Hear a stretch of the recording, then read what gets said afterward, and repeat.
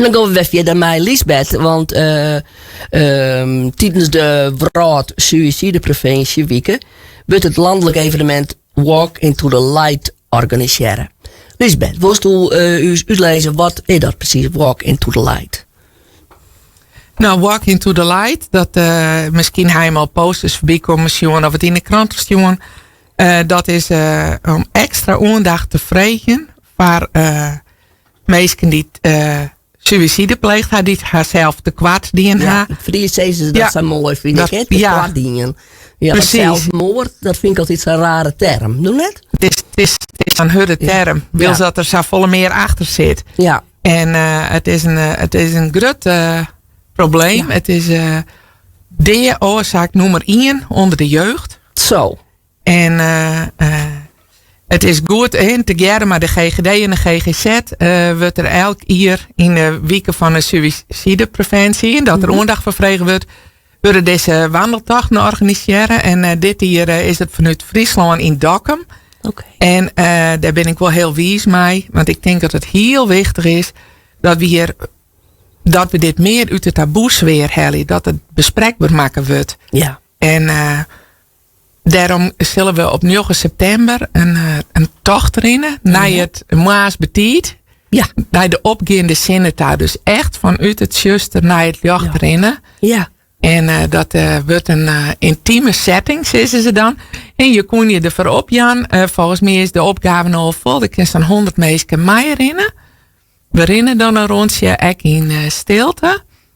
En we gaan aanvragen om een aantal bordjes op bankjes te zetten op openbare plakken in uw gemeente. En er zit een QR-code op.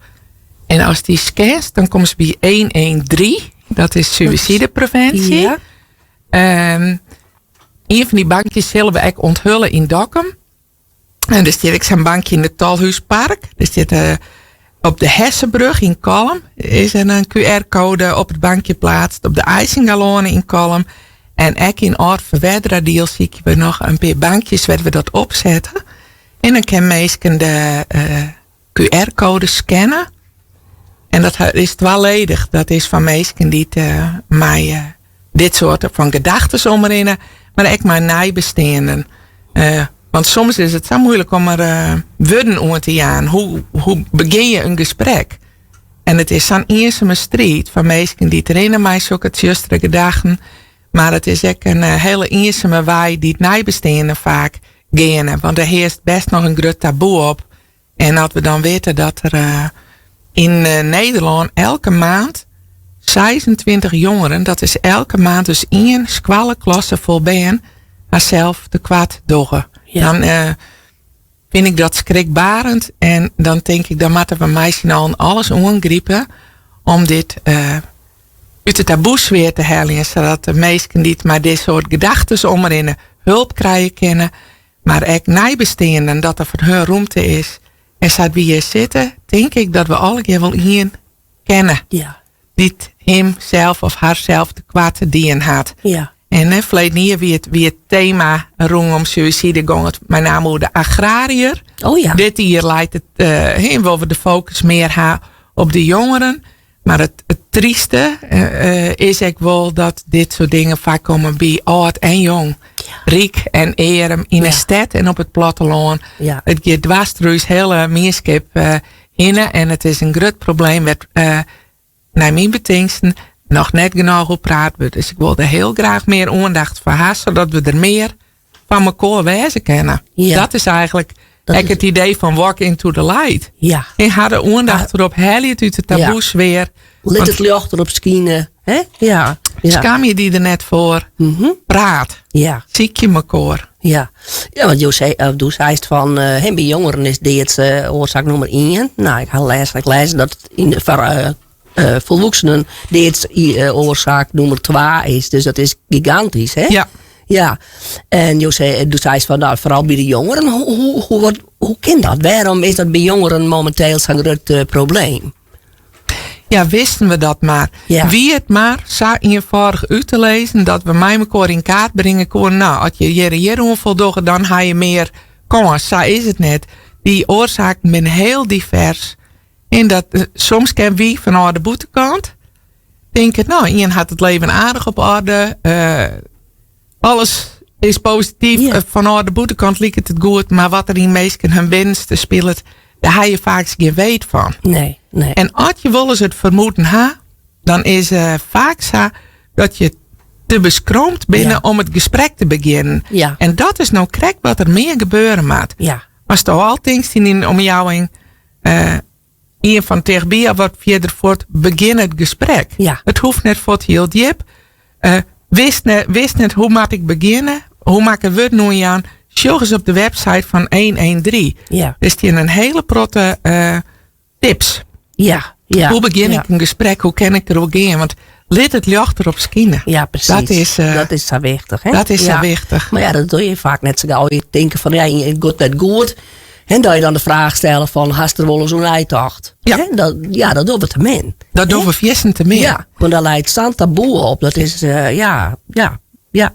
Maar ja, het is ook wel lessen wie er een kind die overleed en die hier hemzelf te kwaad dienen zei. En dan zei ze van, nou ja, en die had kanker en die wil graag leven.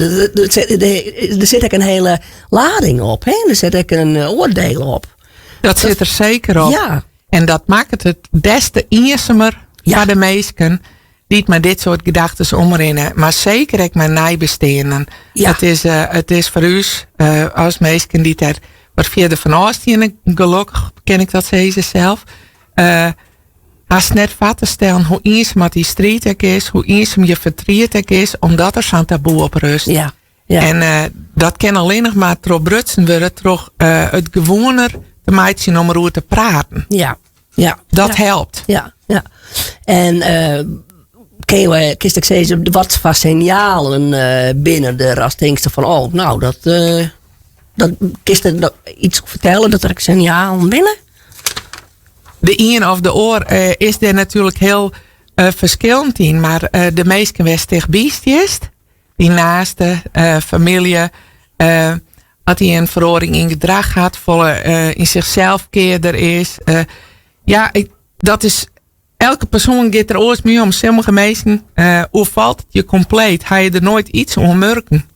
Nee. Maar je naasten, weet je, tegen biestje, als je daar een verhoring in merken en je had de zwaar, dan is het moment om het bespreekbaar te maken. En is er niks om de hand, is er heel dat net om de hand, dan zit ik merken dat mensen het net kwalijk nemen dat je het vrije, want het komt altijd voort vanuit een bewogen hart. Ja. Vanuit leefde vreeg je iets. Ja, precies. Maar wie bent vaak zo bang om het gesprek te beginnen? Ja, dat klopt.